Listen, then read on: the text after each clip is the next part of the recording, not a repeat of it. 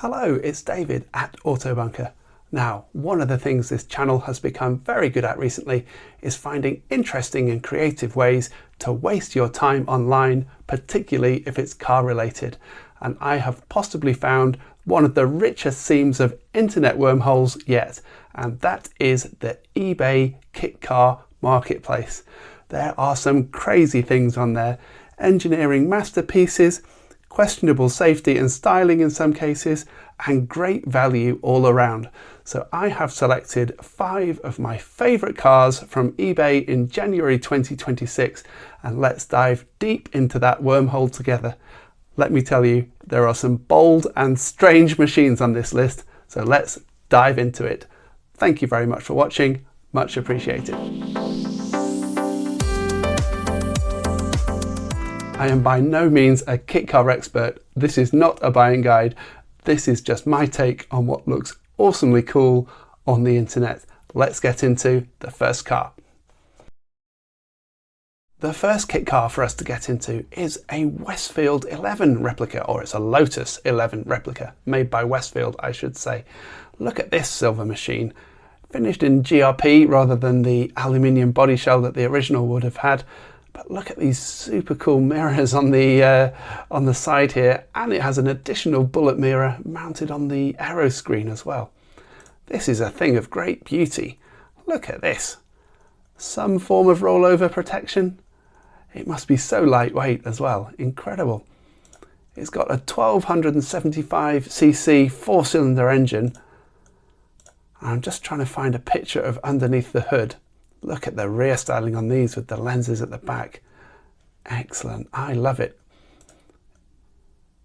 Lovely manual gearbox. A few little sharp edges on the inside. I'm sure it would have got through the IVA test no problem though. Let's hope so anyway.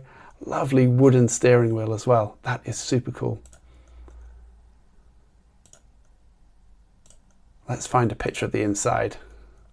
I'm sure there's one. Oh, look at the doors as well. My goodness, that would be fun to get in and out of. Where are we? Here we go. Look at this. Tiny little 4-cylinder engine mounted way behind the front axle line, so it's front mid-engined with rear-wheel drive. This thing looks like an absolutely massive amount of fun on track or on the road. I think you definitely want some sort of industrial goggles, possibly even a helmet for driving it on the road, but it looks amazing. Maybe it's fine with the aero screen, who knows? And it's pretty reasonable value as well. £14,750. That looks like a really cool car for the money. What a garage queen that would be. You'd have to be careful about where you kept that one with no roof, but I think that would be a brilliant summer car to tool around in. Great find for kit car number 1.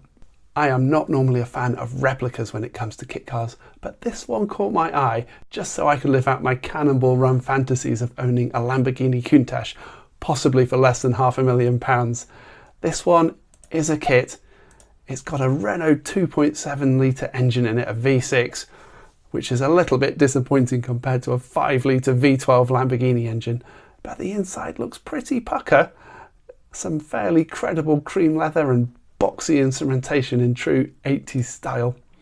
Little bit of damage to the GRP, but from the side profile and the rear in particular, I think this looks pretty convincingly like a Countach.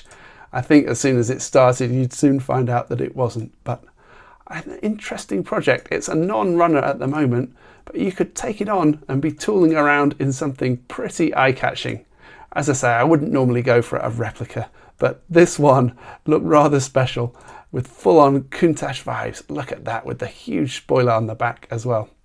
What do you think? Coming in at £14,000 for the project, plus some recommissioning, £16,000–17,000 in total to get it running maybe?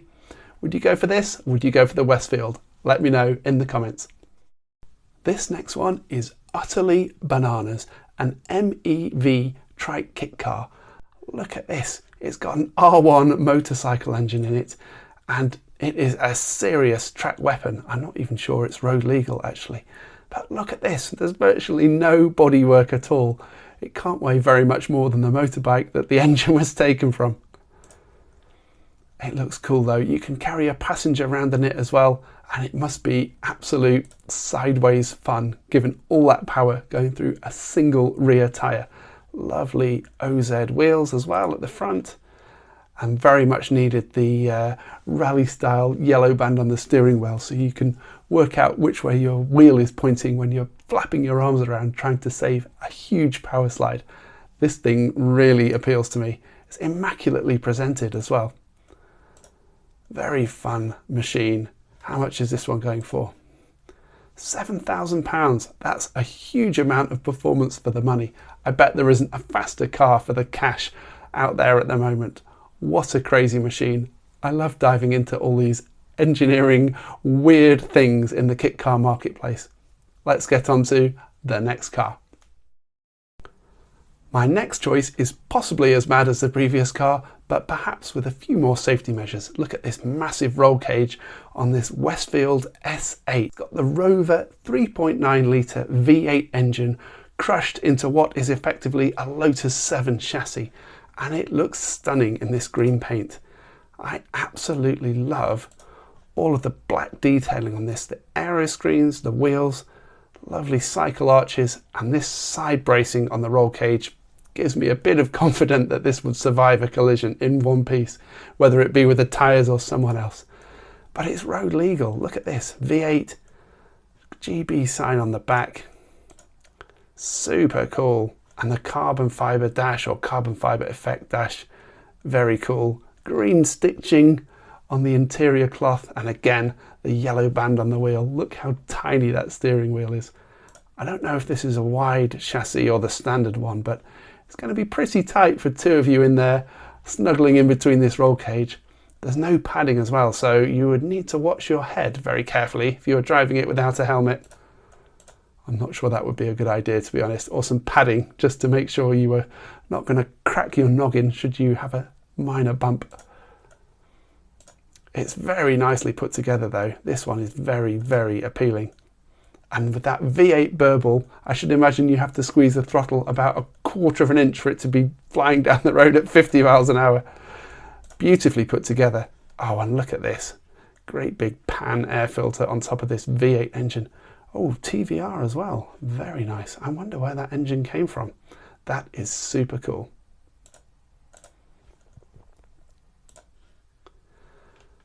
And I think it's a bargain too. It's coming in at £13,000. That is such good value. If I had somewhere to put that car, I would be very tempted to be picking up the phone and making an offer for this one. Super cool indeed. My last choice goes into the depths of kit car rarity. This is a Nemesis V12, which I had to do some research on. It was a Le Mans category racing car a la Lister Storm era, and it does look a bit like the Lister with some sort of Ferrari Testarossa vibes at the back. Super cool in the Golf livery. There's only 4 of these cars that exist in the entire world apparently, and it's sitting next to quite a cool E36 3 Series as well. So this has a Jaguar 5.3 litre V12. Look at this thing. Absolutely incredible with all the carbs stacked on the top there. Very cool livery as well. And I do like this interior, very race car functional with the harnesses. Again, you might want a 3-point seat belt for tootling around on the street rather than trying to faff around with harnesses all of the time. But it looks super cool. And the ultimate exclusivity factor as well. It's been on the Gumball Rally. How cool is that? Oh, and it's got this V12 badge look, like the back of a classic E-Type, but finished in black. Very, very cool. Great shot of the engine bay there. This is such a quirky car. It gives me Noble vibes as well, a little bit of a Noble. I think the back looks very Ferrari, it has to be said. I wonder if that is actually from a Testarossa. It looks super cool though. But this is the priciest one we've found so far. To get into a Le Mans specification race car for the road, you're looking at £29,500. Wow, you'd certainly be getting all the attention when you pulled up at the petrol station in one of these though. Would you go for one of these? Is it going to be too troublesome to maintain, and all this bespoke engineering could be a bit tricky? you'd certainly need a specialist to look after it. But I just love exploring these bonkers cars, and I think this has to be up there as one of the most exclusive things you can buy on eBay at the moment. So that was my selection of the 5 coolest kit cars available on eBay in January 2026. I'll put the link to the listings in the description of this video, so if you click below you'll be able to find them, check out the full specs of these cars and see what the owners have said about them and their build history in full detail. But I just love diving into this internet wormhole and looking at all of these cool cars that owners have poured money, time, love and energy into creating, and some of them seem like such good value. So would you go for a kit car? I'd love to hear all about it. Do you own one? If so, please share a picture and let me see what it looks like. And thank you very much for watching this video. We'll be back with more ways to waste your time on the internet on the Autobunker channel very soon. Thank you for watching, and if you would drop the channel a subscribe so you can hear about when the new videos come along, that would be really brilliant. Thank you for watching. I'm David. This is Autobunker.